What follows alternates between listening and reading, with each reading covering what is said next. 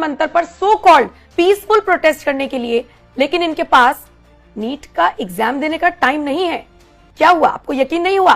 तो जरा सुन लीजिए इस शख्स को। सुहेल है नाम मेरा। कहाँ से भाई? मैं दिल्ली से ही हूँ। दिल्ली से। क्या करते हैं? मैं पढ़ रहा हूँ अभी। कौन सी क्लास में? मैं 12th पास कर चुका हूँ, मेडिकल के स्टूडेंट हूँ। एग्जाम लीक हो गया, अब दोबारा तैयारी करिए, अभी नंबर नहीं आया। तो रीनीट नहीं किया? रीनीट का टाइम ही नहीं मिल पाया। बाकियों ने तो किया 715 नंबर ले। हाँ लेकर आए हैं, लेकिन मुझे टाइम ही नहीं मिल पाया। क्यों नहीं मिल पाया? डिप्रेस था कि अगर दोबारा लीक हो गया तो क्या करूंगा। और जो इतने लोग पास हो गए उनको टाइम मिला? बहुत सारों का अबू धाबी भी तो सेंटर कर दिया ना। वो तो खुद से डाल दिया था भाई साहब। किसने? ओ भाई साहब महाराष्ट्र वाले। हाँ ना खुद से उन्होंने डाल दिया। पुणे चाहिए, वो अबू धाबी चाहिए सेंटर मुझे। नहीं ऐसा थोड़ा ही होगा।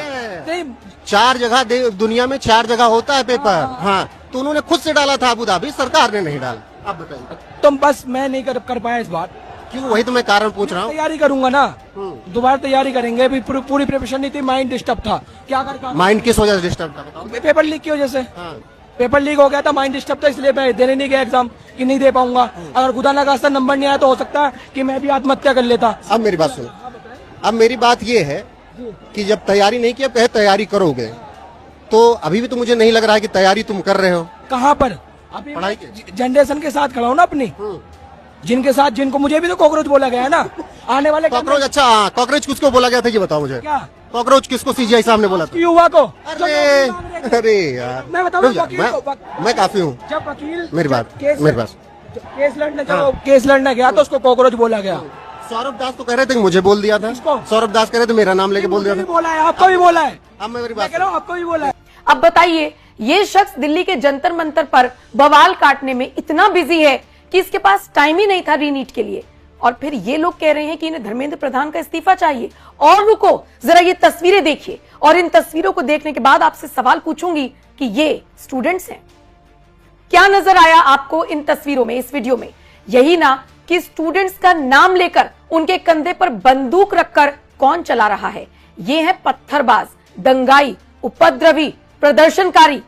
और सोचिए, चलती हुई बस में जिसमें सवारी हैं, पत्थरबाजी इस बस पर की जा रही है कि ड्राइवर बस छोड़कर भाग गया। ये स्टूडेंट्स हैं नहीं।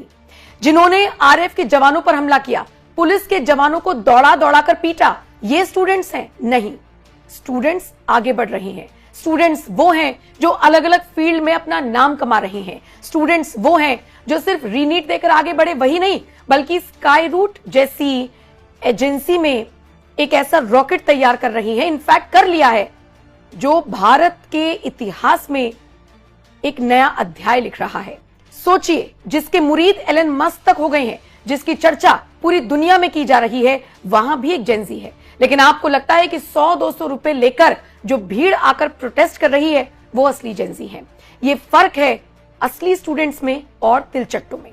स्टूडेंट्स के साथ मैं भी हूं, एनएमएफ न्यूज भी है। स्टूडेंट्स के साथ अगर कुछ भी गलत होता है या हुआ है तो हम उन सब के साथ हैं। अगर उन्हें लगता है कि एजुकेशन मिनिस्टर से सवाल पूछने चाहिए तो बिल्कुल पूछने चाहिए। अगर उन्हें लगता है कि जवाबदेह सरकार है तो बिल्कुल है।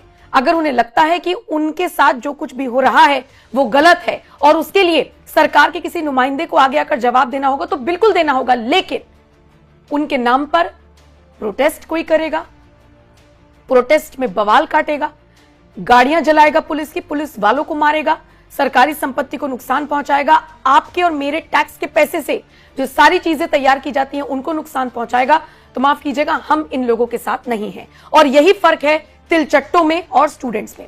ये नैरेटिव सोशल मीडिया इन्फ्लुएंसर्स की तरफ से भी फैलाया जा रहा है कि स्टूडेंट्स का साथ कोई नहीं दे रहा। स्टूडेंट्स के साथ इस देश का हर एक नागरिक खड़ा है, लेकिन तिलचट्टों के साथ नहीं। जरा मुझे बताइए, नेपाल बना देंगे, संसद को उखाड़ फेंकेंगे, नरेंद्र मोदी को, उनकी मां को गाली दी जा रही है, गंदी गंदी गालियां, भारतीय सेना को गाली दी जा रही है, और आप कह रहे हैं कि ऐसे लोगों के साथ खड़ा हुआ जाए।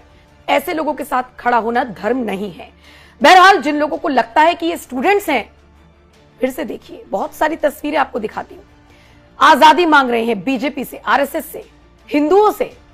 ये वो लोग हैं जो पत्थरबाजी कर रहे हैं, बड़े से बड़े गमले फेंक दिए हैं दिल्ली पुलिस की गाड़ियों पर, और ये कह रहे हैं कि हम इनके साथ खड़े हों।